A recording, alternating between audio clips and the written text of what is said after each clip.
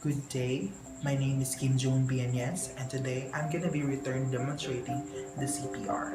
CPR, or cardiopulmonary resuscitation, is a life-saving technique that is used for emergencies such as when the patient is having a near drowning or a heart attack. It's also used when you are trying to revive the patient or to survive the patient. The purposes are to maintain a clear or patent airway. Number two is to maintain breathing through external ventilation. Number three is to maintain cardiac perfusion or blood perfusion by using cardiac massages. And number four is to save the patient or to save the life of the patient. Principles are evaluate the situation of the patient before doing the CPR. Next is to initiate without the delay before when doing the CPR. Equipments are AED mask for the barrier.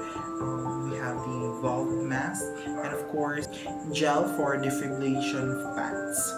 So step one, survey the scene. So letter A, before you approach the victim, always check the safety of yourself, the rescuer, and also the victim, and look for the left and right, and always go to the around of the patient. And this is to ensure the safety of the patient. So letter B is to get some idea what happened to the scene.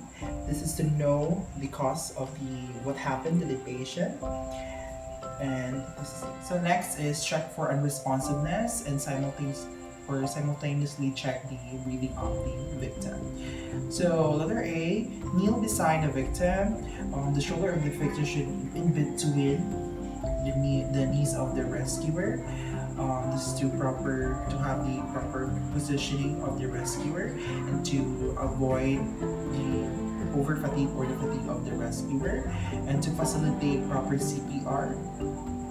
Next is to gently tap the victim's shoulder and always ask the patient that, hey, are you okay, sir? This is important to differentiate the unconscious individual or a someone who is intoxicated, hypoglycemic, sleeping, or just in a shock or just um, unconscious due to the shock. And it's also to identify the cause of the casualty or if the patient is having a hearing impairment. So, hello sir, okay na ka sir? So letter C, check also the breathing pattern.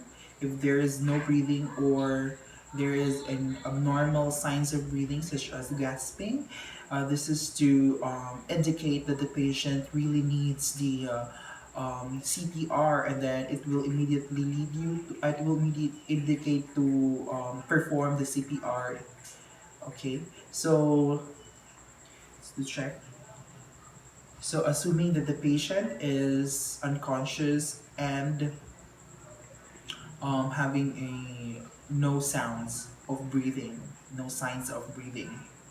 So number four, check for the pulse. Palpate for the carotid artery on the side nearest you to the check for the pulse. Check this for not more than 10 seconds. Okay, so this is the 1001, 1002, 1003, 1004, 2005, 2006, 2007, 2008, 2009, 2010.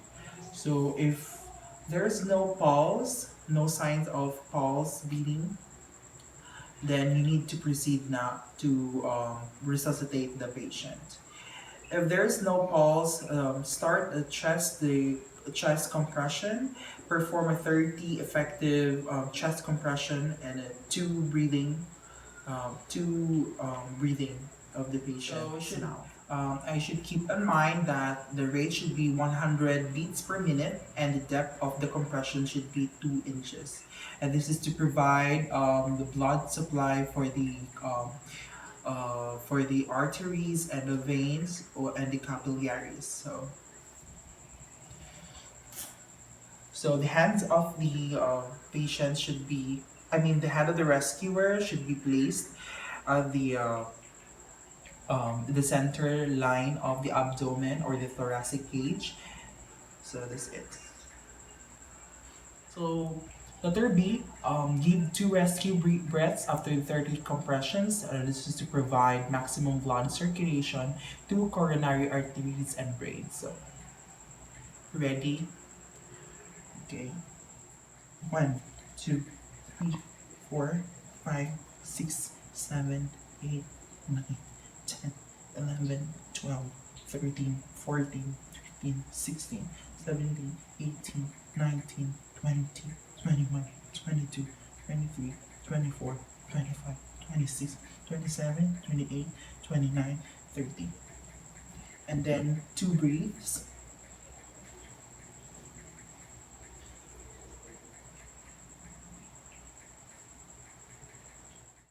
Number 6, 30 compressions per 2 breath cycles. So continue doing the 30 compressions per 2 breath cycles until the AED arrives.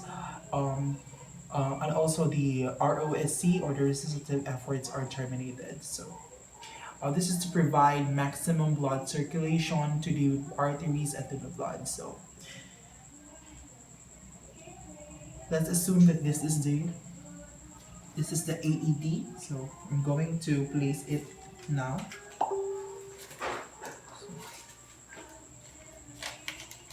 So this is the pads that I'm using for the adult.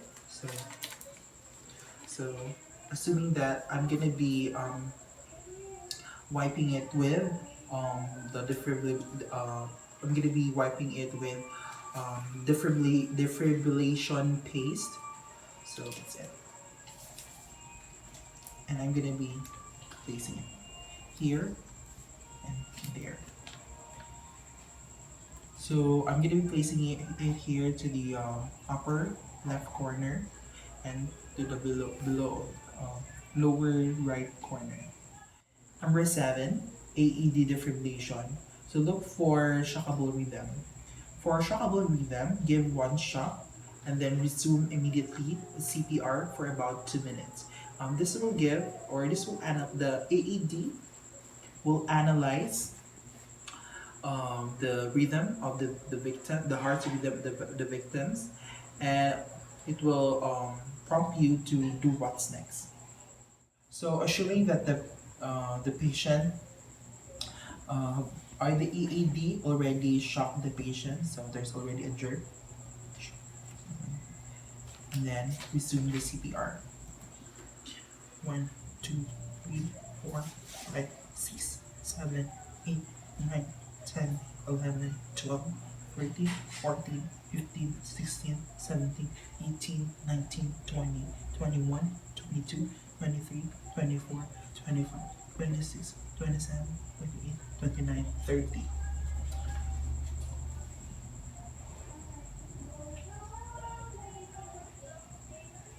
Letter B, for non-shockable rhythm, provide CPR immediately for 2 minutes and check the heart rhythm for every 2 minutes.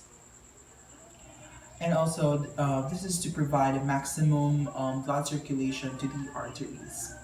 1, 2, 3, 4, 5, 6, 7, 8, 9, 10, 11, 12, 13, 14, 15, 16, 17, 18, 19, 20, 21, 22, 23, 24, 25, 26, 27, 28, 29, 30.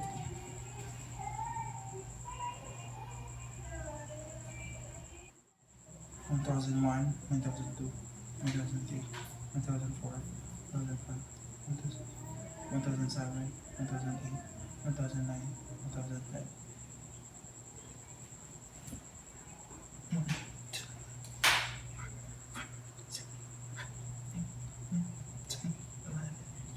13, 14, 15, 16, 17, 20, 21, 22, 23, 24, 27, 28, 29, 30.